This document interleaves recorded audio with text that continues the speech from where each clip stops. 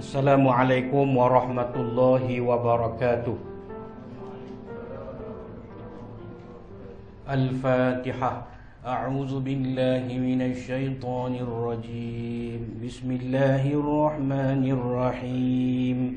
Alhamdulillahi rabbil alamin. Ar-Rahmanir Rahim. Maliki yaumiddin. Iyyaka na'budu wa iyyaka nasta'in. Ihdinas siratal mustaqim. Siratal ladzina an'amta 'alaihim ghairil maghdubi 'alaihim waladdallin. Amin. Alhamdulillahi rabbil alamin wa bihi nasta'in 'ala umurid dunya waddin. Wassalatu wassalamu ala rasulil amin al-mab'usi rahmatan lil alamin. Allahumma rabbi shrah li sadri wa yassir li amri wahlul 'uqdatam min lisani yafqahu qawli. Subhanaka la ilma lana illa ma 'allamtana innaka antal alimul hakim. Wala hawla wala quwwata illa billahil aliyyil azim. Summa amma ba'du. Alhamdulillah. Tuan-tuan dan puan-puan, hadirin muslimin muslimat yang dirahmati Allah sekalian, mudah-mudahan kita semua beroleh rahmat dan kasih sayang Allah Subhanahu wa taala. Semoga Allah Subhanahu wa taala mempertingkatkan ketakwaan kita kepadanya. Semoga Allah Subhanahu wa taala melimpahkan segala rahmat kasih sayangnya. Dan semoga Allah Subhanahu wa taala mengampunkan dosa-dosa kita. Semoga Allah Subhanahu wa taala melapangkan lubang-lubang kubur kita. Dan juga kita mengalu-alukan saudara-saudara kita yang sedang menonton rancangan ini secara langsung di Facebook Live. Sama-sama kita share maklumat ataupun kita share majlis-majlis ilmu taman-taman syurga ini. Semoga tercetusnya share kita itu akan memberi kemanfaatan kepada seluruh alam, insya-Allah. Jadi tuan-tuan dan puan-puan yang dirahmati Allah sekalian, alhamdulillah pada malam ini seperti biasa kita menyambung pengajian hadis kita yang sudah pun sampai ke hadis ke-41, dan kita berbaki satu hadis lagi iaitu hadis ke-42 dan diikuti dengan khulasah penutup. Jadi kalau malam ni sempat, berasa tak tahu nak kata lah sempat tak sempat. Kalau sempat, habislah. Kalau tak sempat, mungkin bulan depan sekali lagi.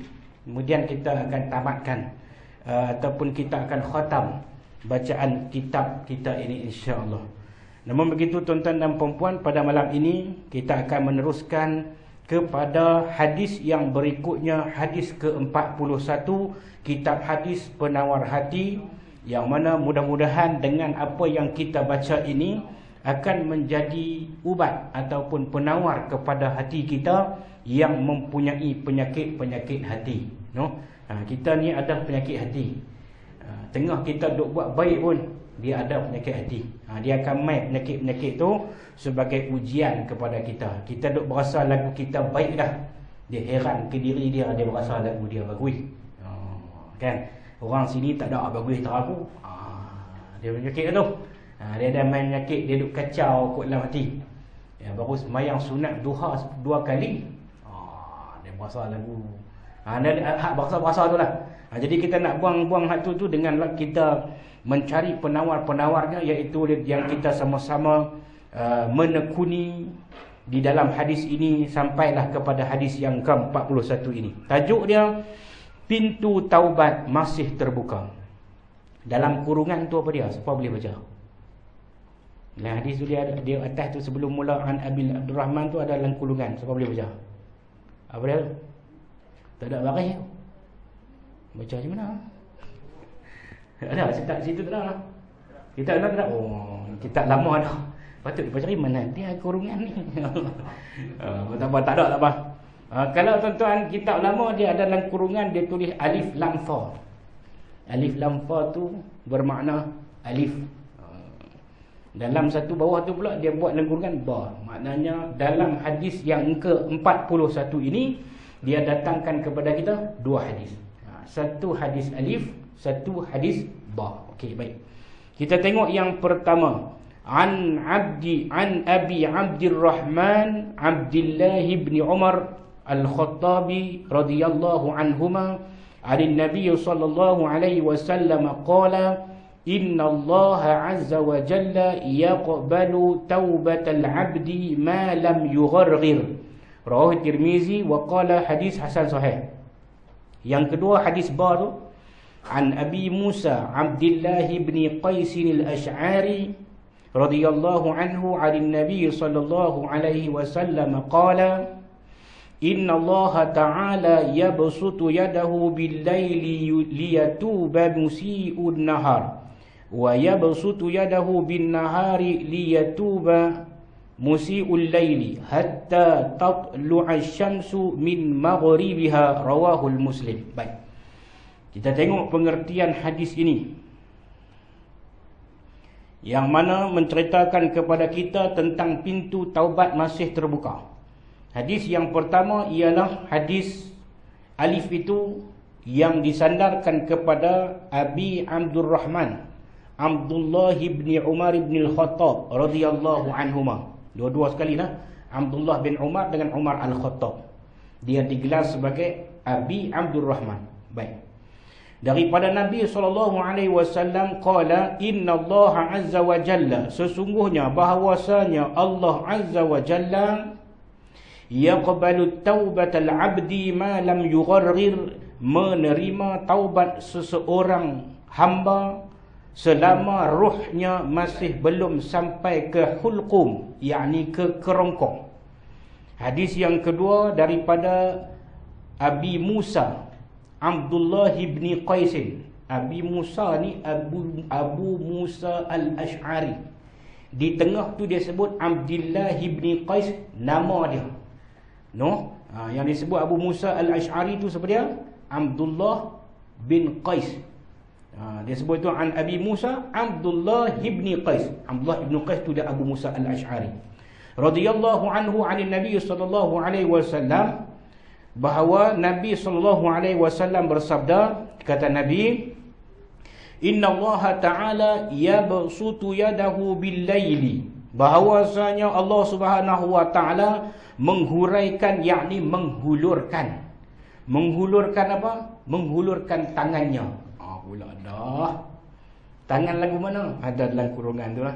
Menghulurkan rahmatnya ataupun rahmatnya kita panggil. Yakni rahmat, kasih sayang, belas ihsan, belas kasihan Allah kepada kita. Allah hulurkan kasih sayang, belas ihsannya kepada kita. Tu maksud yabsutu yadahu. Kalau kita kata menghulurkan tangannya, dia bincang bab tangan pula dah. Yang tu yang clear itu ni. Kawan ni kata ada tangan, kawan ni kata tangan lagu mana? Tak ada lagu-lagu tangan-tangan Allah. Lagu tu lagu mana? Pula dah. Maka inilah perlukan kepada takwil. Maksud takwil ni ulama menafsirkan yabsutu yadahu tu apa dia? Yakni menghulurkan rahmatnya. Okey, no? Di waktu malam, bil-laili, Allah menghulurkan rahmatnya pada waktu malam, liyatuba musii'un nahar, supaya bertaubat orang-orang yang berbuat dosa di waktu siang. Malam Allah hulurkan rahmatnya untuk orang yang buat dosa pada waktu siang. Dan kata Nabi, wa yabsutu yadahu bin nahari liyatuba musii'ul lail, dan ia menghulurkan tangannya, menghuraikan tangannya, yakni rahmatnya di waktu siang supaya bertaubat orang yang berbuat dosa di waktu malam. Sampai bila? Hatta tatlu'a syamsu min magharibiha, sehingga terbit matahari dari tempat tenggelamnya. Tuan-tuan dirahmati Allah sekalian, kita duk dengar benda ni lama dah. Taubat ni selagi mana nyawa tidak berada di kerongkongan, selagi mana matahari tidak terbit daripada sebelah barat, maka malam ni kita jumpa hadis ni. Sebelum ni duk dengar cerita saja. Tang mana ambilan tempat hadis tu? Ni di sini dalilnya. Yang didatangkan oleh dua orang sahabat, iaitu yang pertama Abdullah bin Umar dan Umar Al-Khattab, yang kedua Abu Musa Al-Ash'ari.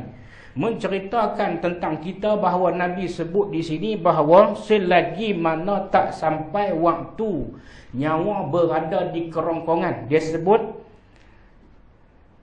ma lam yugharghir. Yugharghir tu kalau dalam bahasa kitab ni dia sebut yugharghir itu ialah ghargharah. Ghargharah sering tak? Bisa kan? Bisa ke tak ni? Bisa dengar tak? Ghargharah. Yugharghir tu ghargharah. Ghargharah yugharghir. Apa dia benda yugharghir? Ghargharah tu kan masa dekat nak mati. Nyawa yang berada di kerongkongan tu dia akan bunyi.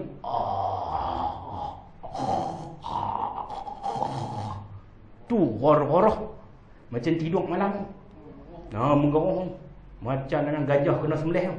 Ho-ha. Dia kata dulu nak tidur tak boleh abang. Oi, masa mula-mula menikah. Lah ni tak dengar tu tak boleh lena. Dia gerak lagi dia. Bila nak bunyi. Tak dengar tu tak boleh lena. Jadi makna kata kita ni waktu tidur tu pun duk mengeroh ghargharah dah. Cuma tak tahulah mati ke tak. Ada orang mati tengah tidur. Masa mana ghargharahnya? Ghargharah ni dia tak semestinya berlaku kepada orang mati. No? Contohnya orang mati aksiden, bam belaga, mati tang tu tak dan ghargharah dah. Ni maksudnya hak teredang. Hak duk tengok ke langit, tengok kipas lagu merasa jalan tak musim. Tapi musim. Kadang-kadang kipas tak musim, merasa lagu musim. Tu hak duk tarik tu. Tarik saja tak lepas dah tu. Ghargharah. Tu perkataan Arab ni kadang-kadang dia ada sinonim dengan sound effect ataupun dengan bunyi-bunyi tu. Maka dia sebut di sini ghargharah. Macamlah mahmus. Mahmus itu pun dah keluar angin dah. Maka macam mana sifat mahmus? Qul a'udzu birabbin nas. Nas itu keluar angin. Maka kita baca surah Nas tu, dia ada sebutan perkataan ataupun sifat huruf mahmus tu daripada sound effect yang keluar daripada sifat huruf tersebut. Begitulah keadaan manusia ini sampai satu masa hampir nak mati ataupun di penghujung nyawanya, waktu direntak nyawa dia. Yang kita pernah baca sekali, saya pernah sebut sini kali, dalam hadis yang disebut oleh nama lupa dah, no? Al-Barra' bin Al-Azib yang menceritakan saat apabila nyawa direntak. Kalau tuan-tuan ingatlah, kalau tak ingat pun tak apa. Kita tak masuk periksa apa. Saat nyawa direntak itu, maka waktu rentak itu orang yang ruh ataupun jiwanya kotor ataupun bergelumang dengan dosa, waktu direntak roh dia itu, dalam hadis Al-Barra' bin Al-Azib menyatakan seperti besi yang panas dicabut daripada bulu yang basah. Ada satu besi yang panas menyala, kita pergi masuk dalam bulu yang basah, masa tarik tu dia akan bunyi. Itulah yang disifatkan sebagai nyawa direntak. Tuan-tuan dirahmati Allah sekalian, semua orang akan menghadapi situasi ini. Sama ada dia mati secara mengejut ataupun mati dengan keadaan dia dah lama sakit dan macam-macam keadaan mati ini. Dan apabila bermula kematian ini tuan-tuan, maka disitulah yang disebut sebagai bermulanya kiamat, yakni kiamat kecil. Maksud mati ialah kiamat kecil. Maksud mati ialah qat'u hazimil lazat, terputusnya segala kelazatan dunia. Habis dah rezeki dia. Malaikat pergi cari dah merata, tak ada dah rezeki dia masa tu. Tuan-tuan, titik ayak masuk dalam mulut pun dia meleleh keluar lagi, tak masuk dah. Tuan-tuan drip tu pun tak jalan dah. Jenuh pusing wayah, pusing kok nu kepak pun ni ayak tak masuk dah. Habis dah rezeki masa tu. Dan tuan-tuan dirahmati Allah sekalian, selagi belum berlaku keadaan ini, maka ketika itu Allah masih membuka pintu taubat kepada kita. Pintu taubat Allah buka kepada kita. Macam mana? Saatgi akan diperjelaskan oleh hadis yang kedua. Allah sentiasa membuka pintu taubat kepada kita. Sebab itu kita perlu menyesai. Sebab saya sebut dari segi itu pun berkaitan dengan waktu kita kena menyesai. Menyesai manusia ni, pada waktu menyesai yang tak guna tu, waktu di sana. Menyesai hak di sana, dia tak guna dah. Menyesai ketika nak mati pun tak guna dah. Duk habaq ke Allah, saya tak mau mati lagi. Pasal apa? Fa as-saddaqa wa akum minas solihin. Saya nak sedekah, saya nak jadi orang yang baik. Masa orang duk habaq ni, dah dia kata muda lagi. Kalau mana Hak tua pun tak mati lagi, dia kata. Kita duk ada lagi. Tak ada. Allah rahsiakan pada kita tarikh kematian. No, waktu tu baru menyesal. Kata ke Allah, tak mau mati lagi. Laula akhartani, kalau boleh lewatlah mati aku ni wahai Allah, ila ajalin qarib, mati ajal yang dekat dah ni. Pasal apa? Masa ni nak buat baik, masa ni nak sedekah. Mula-mula menyesal. Menyesal hak kedua waktu turun dalam lubang kubur. Kita habaq dah itu ni. Waktu mula-mula lepas boleh kuliah, saya habaq dah benda tu. Lepas kita PKP, lepas tu mula kuliah di sini, saya habaq dah benda tu. Menyesal hak keduanya waktu dah pi turun dalam lubang kubur. Masuk dalam tu, dia mula menyesal pula. Dia mula menyesal pula kali kedua. Kan? Dia duk minta nak balik. Qala rabbirji'un. Wahai Tuhan, aku nak balik pi dunia ni. Nak balik pi Taman Mergung Jaya. Fasa 1, 2, 3, 4, 5. Ada lorong-lorong kebaya-kebaya pula. Aku nak balik pi sana. Nak balik buat apa ni? Nak balik. Pasal apa nak balik? Lam alli a'malu salihan fi ma taraktu. Dengan aku balik ke Taman Mergung Jaya tu, aku boleh buat hak mana-mana aku tinggal dulu ni. A'malu salihah. Aku nak buat hak mana aku tinggal amal soleh aku tak ada buat. A'malu salihan fi ma taraktu. Apa kata Allah? Apa kata Allah? Kalla, sekali-kali tidak. No? Sekali-kali tidak. Innaha kalimatun huwa qailuha, kata Allah, itulah ungkapan yang depa duk ulang kata waktu duk dalam kubur tu, duk kata nak balik rabbirji'un, nak balik. Itulah menyesalnya manusia. Nak balik, nak Allah kalla. Sekali-kali tidak. Itulah kata Allah kalimah yang mereka selalu ulang. Kalimatun huwa qailuha. Wa min waraihim barzakhun ila yaumi yub'atsun, kata Allah, di belakang mereka ada dinding yang memisahkan mereka dan depa takkan balik mai ke Taman Mergung Jaya ini sampai bila? Ila yaumi yub'atsun, sampai hari kebangkitan. Tak akan balik. Orang hak mati dalam taman ni tak ada seorang pun balik mai habaq kat kita. Ni nak abang gambar. Aku menyesal pergi sana. Tak ada. Tapi Nabi dah habaq, Allah dah habaq, dalam Al-Quran Allah dah cerita kepada kita, tuan-tuan. Menyesal yang ketiga, ulang balik tak apa guna. Menyesal yang ketiga, yang mana tuan-tuan mayang subuh hari Jumaat pada waktu pagi di sini, tuan-tuan melihat ataupun mendengar imam membaca ayat yang ke-12 surah As-Sajdah. Walau tara idhil mujrimuna nakisu ru'usihim 'inda rabbihim rabbana absarna wa sami'na farji'na na'mal salihan inna muqinun. Ayat tu.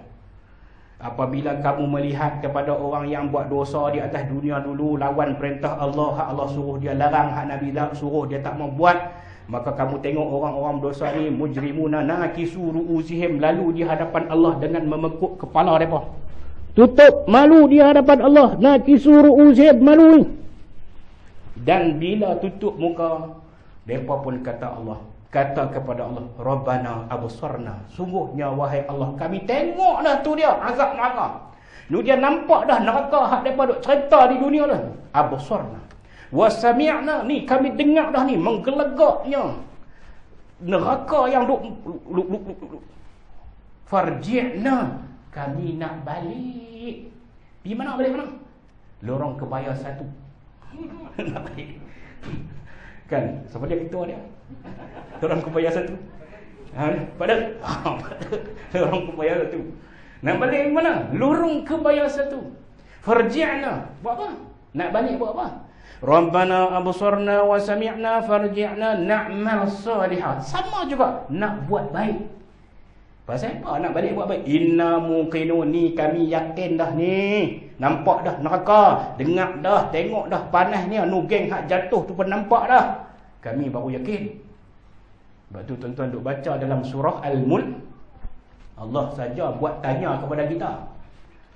Masa hampa duk di dunia dulu ni, alam ya'tikum nazir. Dulu tak ada ke ada orang main habaq? Tak ada ke? Ada. Ustaz hak kalau nerang tu main habaq. Ada ustaz tu faham kan? Alam ya'tikum nazir. Qalu bala qad ja'ana nazir. Depa semua kata bahkan dulu memang ada orang duk main habaq tiap-tiap malam. Kan? Alam ya'tikum qalu bala qad ja'ana nadhir. Tapi apa? Fakazzabna. Kami dengar, kami buat tak heran. Kan? Kami dengar, kami buat tak heran. Heran tak? Heran masa dia habaq tu heran.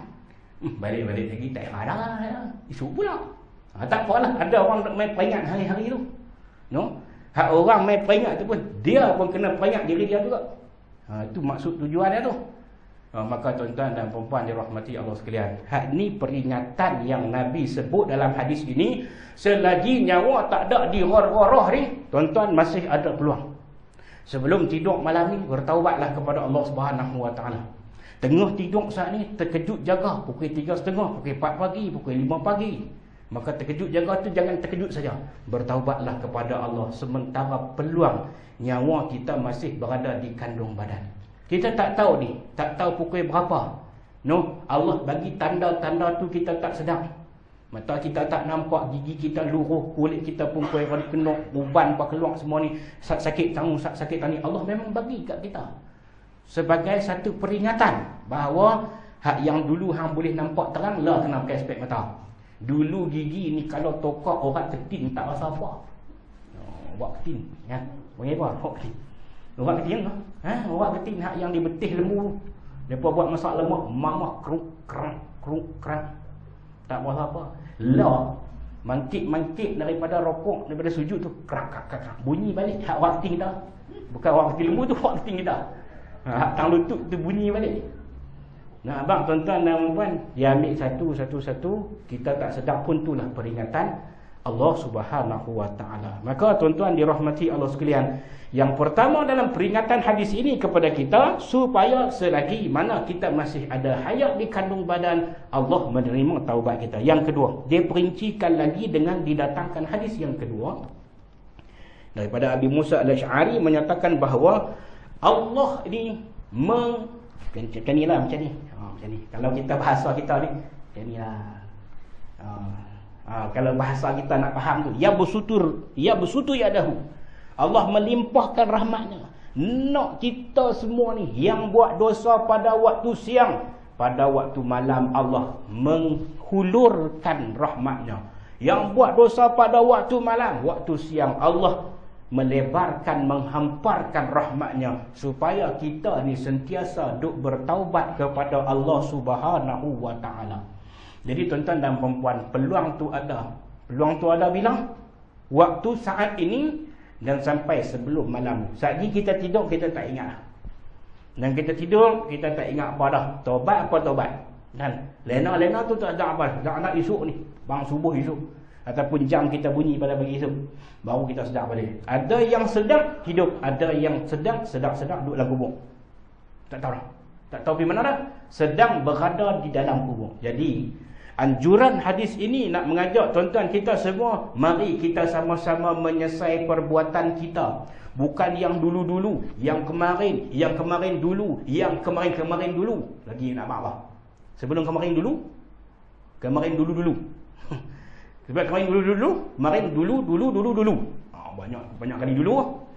Dan dosa-dosa kita yang lalu, yang silam, yang kita lupa, yang kita bertaubat minta ampun dosa dengan Allah. Berapa banyak kita tinggalkan solat dulu, qada dak solat kita tuan-tuan. Berapa banyak kita tinggal puasa kita dulu. Berapa banyak kita mendedahkan aurat kita dulu. Kamu zaman lah ni orang dedah aurat rata, bukan kata di tepi-tepi jalan, di dalam telefon. Orang upload gambar yang tidak menjaga aurat dan sebagainya. Dan orang laki-laki pun macam-macam lah perbuatan itu, saudara kira lelaki perempuan. Maknanya kita ni adalah orang-orang yang melakukan dosa.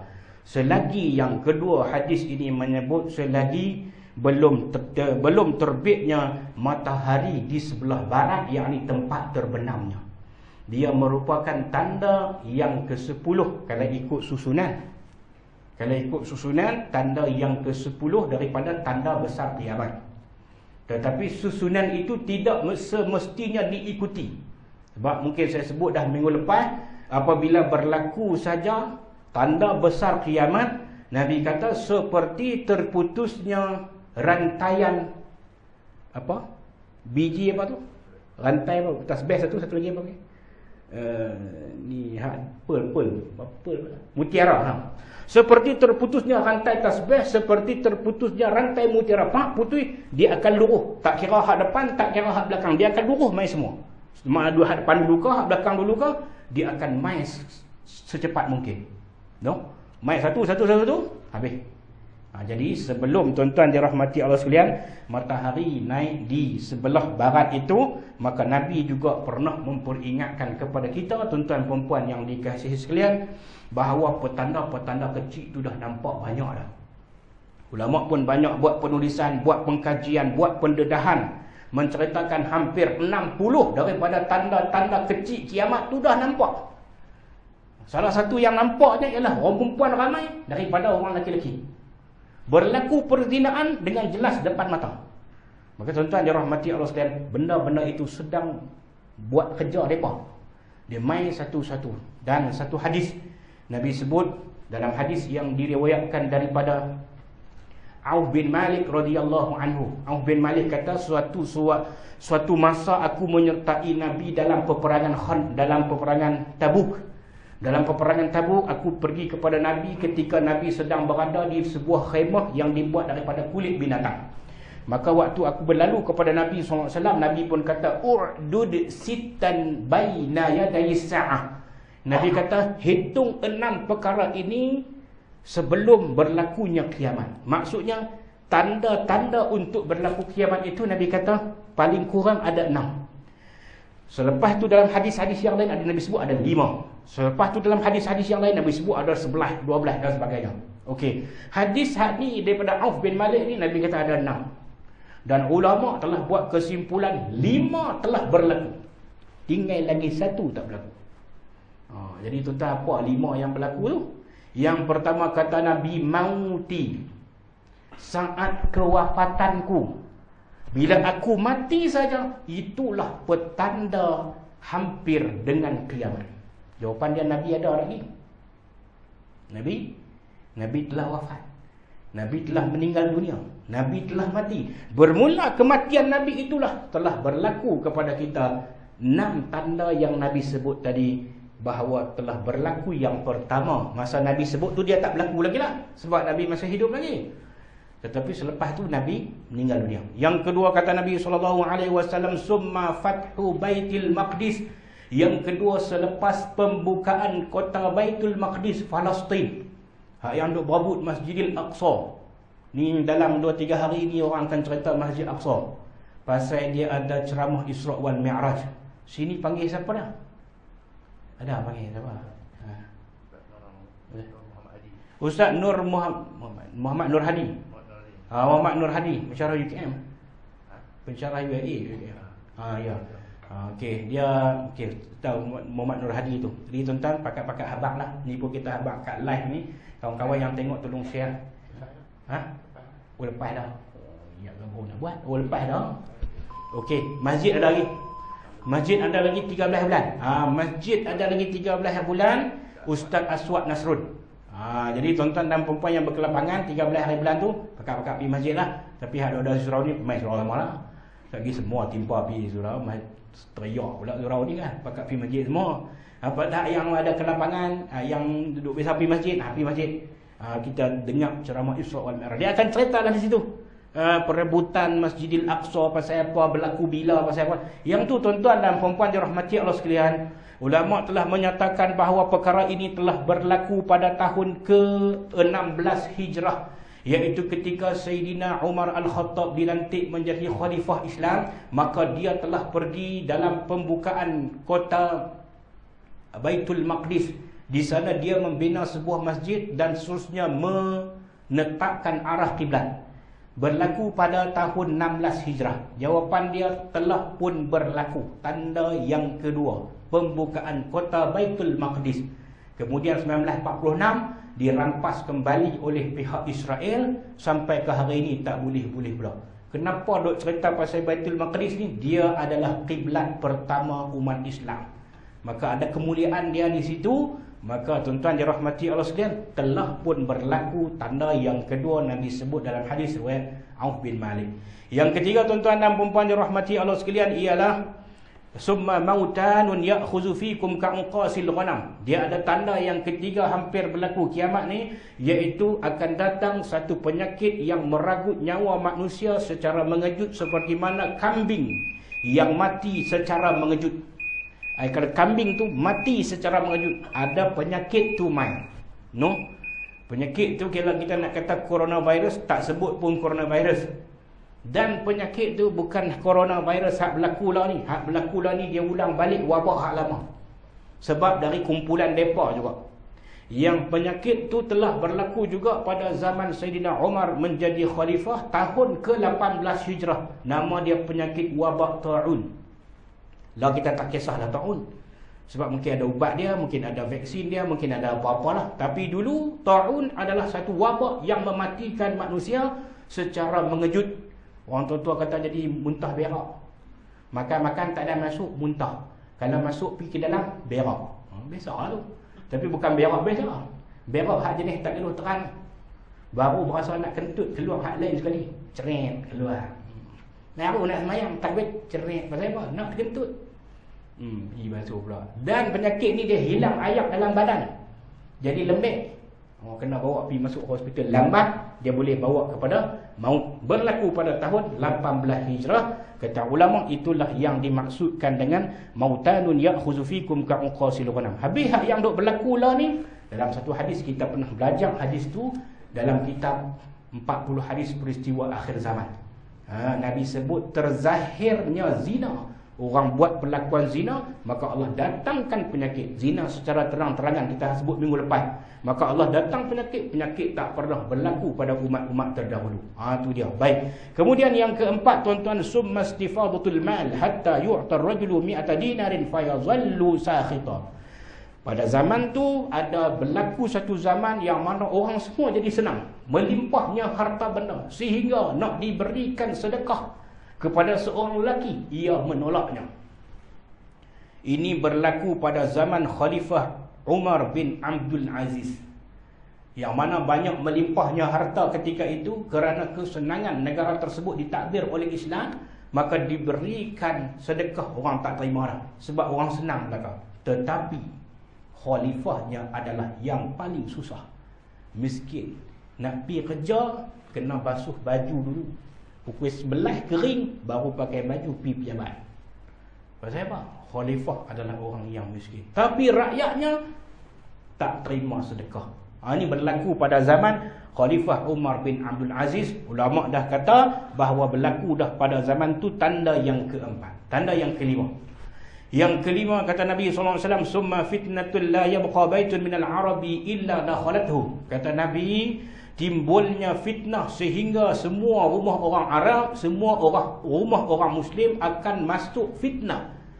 Tak ada satu pun terlepas illa dakhalathu, melainkan semuanya masuk. Macam kita hari ini, fitnah masuk ke dalam rumah kita melalui media-media, melalui alat telekomunikasi, melalui gelombang-gelombang yang ada masuk.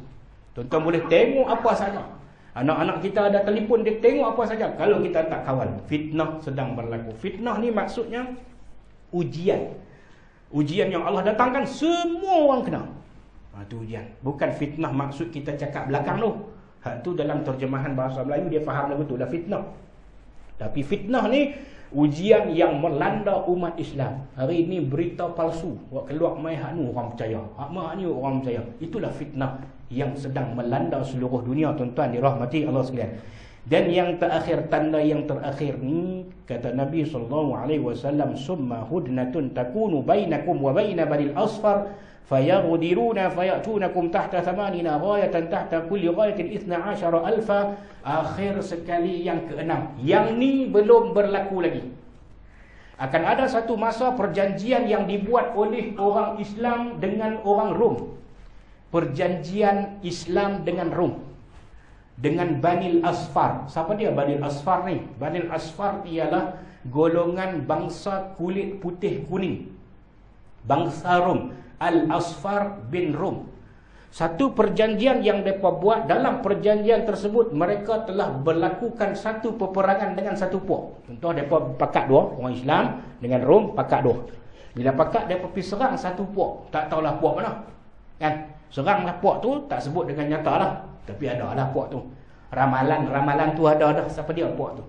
Maka pergi perang dengan puak tu, puak ni nanti kalah. Apabila puak ni nanti kalah, selepas tu ada satu orang di kalangan Bani Asfar, bangsa Rom ni, dia pergi naik atas tempat tinggi, dia pegang lambang salib, dia pun kata, Kristian telah menang, Rom telah menang. Maka dengan peristiwa itu membangkit kemarahan daripada seorang Muslim, dia meluru kepada lelaki tersebut dan menikamnya. Daripada peristiwa itu, maka tercetuslah mungkir janji. Maka tercetuslah melanggar perjanjian tersebut. Hak mana janji dengan orang Islam hari itu ni, semua dikhianati. Maka berlaku pengkhianatan tersebut, kata Nabi, berlakulah peperangan yang besar. Peperangan yang besar itu besar sampai tahap mana? Nabi kata samanina, ada sampai 80 rayah, 80 bendera perang. Nak perang ni, contohnya ni platoon ni kontijen ni company ni company pertama bendera merah, bendera hijau, bendera biru, tak kira lah bendera perang tu. Dalam company itu ada bendera masing-masing 80. Di bawah 80 bendera tersebut diwakili oleh 12,000 orang tentera. Jawapan dia berapa? 80 kali 12,000, 960,000 tentera yang terlibat dalam peperangan tersebut. Peperangan dunia ketiga. Masyarakat barat telah buat cerita, satu cerita filem, nama dia Armageddon. Armageddon bacaan tashil, Armageddon bacaan imalah. Hak mana pun tak apa, no? Armageddon. Kalau orang Armageddon. Hak tulah nak bang. Dalam hadis Nabi dia sebut al-malhamah kubra. Perang punya perang dunia ketiga ni, bunuh hantu sejuta orang tentera ni tuan-tuan, sampai habis segala peralatan perang, sampai termusnahnya kilang-kilang membuat senjata, sampai tak ada lagi senjata nak perang. Pada masa itu tinggal apa? Siapa tentera yang menguasai kuda, yang kedua menguasai panah, yang ketiga menguasai berenang. Nabi pernah sebut tak benda ni? Muru auladakum bisibahah warrimaya. Ajak anak-anak kamu berenang, ajak anak-anak kamu memanah. Ni orang taman mabung saya ada panah. Ni kita nak buat apa Ustaz?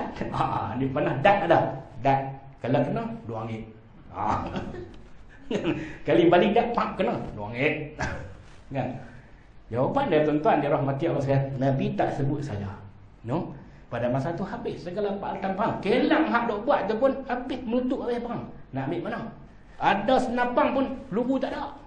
Nak buat apa? Ada buah-buah kencinnya. Apa? Ada senapang peluru tak ada. Habis apa yang ada? Panah. Ni tuan-tuan dan perempuan, yang ni ulama buat kesimpulan kata tak berlaku lagi. Dalam peristiwa ini menyaksikan tentera Islam menang. Selepas daripada itu berlakulah rentetan datangnya tanda-tanda besar kiamat. Dalam duk berlaku hak 5 ni, dia mai diiringi dengan tanda-tanda kecil. Perempuan ramai pada laki-laki, negara Arab yang tandus tumbuh pohon-pohon hijau, annal ardul arabi murujan wa anhara. Negara Arab dulu tak ada pokok-pokok kecil dah tumbuh, lorong-lorong air tak ada pun tumbuh. Maka tuan-tuan dirahmati Allah sekalian, kenapa kita baca hadis taubat ini kait dengan hari kiamat? Jawapan dia, kalau kita tak sempat bertaubat ketika ini, bagaimana kita nak menghadapi hari kiamat tersebut? Nak buat macam mana? Siapa berani kata saya tak ada dosa Ustaz? Lepas pencin hari tu saya main surau tak berhenti Ustaz, tak ada dosa. Siapa berani kata? Jadi baru lepas pencin umur 60 main dia dosa tak ada pencin. Pencin jangan berasa. Balik lah boleh kata dia. Dah pencin ke tak pencin ke tuan-tuan, kita tetap melakukan dosa. Paling tak ada dosa kecil. No? Kita buka Facebook, ada orang share gambar perempuan duk menari TikTok. Dosa. Dosa. Dia kata bukan nak tengok Ustaz, dah ada babuh. Betul? Bahasa syok juga kan. Duk haredang. Oh, ini syok juga tak. Ini punca ni. Punca dah abang tu. Nak bagi faham. No, mana macam soal macam. Jadi tuan-tuan dan puan minta maaf lah. Bukan kita nak apa, cuma nak mencetuskan sesuatu supaya ada nilainya. Kita baca hadis ini menjadi sesuatu ubat kepada hati kita, insya-Allah. Jadi tuan-tuan dan puan, nak habaq kata ni kita nak habis pada hadis yang ke-32 tak sempat, kita habis keterangan sikit dan kita bulan depan lah kita tamat. Baik. Surat 106, keterangan hadis di atas menerangkan kepada kita bahawa ini kesimpulan dia. Yang pertama, pintu taubat itu terbuka luas sekali bagi seluruh hamba Allah Subhanahu wa ta'ala yang ada di permukaan bumi ini. Dan yang kedua poin dia, pintu taubat akan ditutup untuk setiap orang apabila ruhnya sampai ke hulqum, yakni ke kerongkongnya, iaitu di saat mana? Di saat ia menghadapi kematian dan ia telah putus asa daripada hidup. Maka ketika itu taubat seseorang sudah tidak diterima lagi. Adapun untuk seluruh manusia, maka pintu taubat akan ditutup apabila matahari telah naik di sebelah barat, iaitu tempat tenggelamnya, yang mana keadaan ini adalah menunjukkan bahawa hari kiamat sudah hampir terjadi. Kita sebut dah tadi 5 petanda, maka tuan-tuan tinggal satu lagi. Wallahu a'lam. Mudah-mudahan ada kesempatan untuk kita bertaubat. Minta ampun, minta maaf kalau saya kata apa sebut malam ni tentang berasa hati. Saya minta ampun, minta maaf, supaya kita tak jumpa lagi di sana. Dia kata ustaz kata kat aku, ustaz maksudkan aku. Tidak, saya maksudkan kita semua untuk memperingatkan kita semua. Wallahu a'lam. Sekian, wabillahi taufiq wal hidayah. Wassalamualaikum warahmatullahi wabarakatuh. Bismillahirrahmanirrahim. Alhamdulillahirabbil alamin wassalatu wassalamu ala asyrafil mursalin wa ala alihi wa sahbihi ajma'in. Allahumma ij'al jam'ana hadza jam'an marhuma wa tafarruqana min ba'dihi tafarruqan ma'suma. Rabbana atina fid dunya hasanatan wa fil akhirati hasanatan wa qina adzaban nar. Wa sallallahu ala sayyidina Muhammadin wa ala alihi wa sahbihi wa sallam. Walhamdulillahirabbil alamin.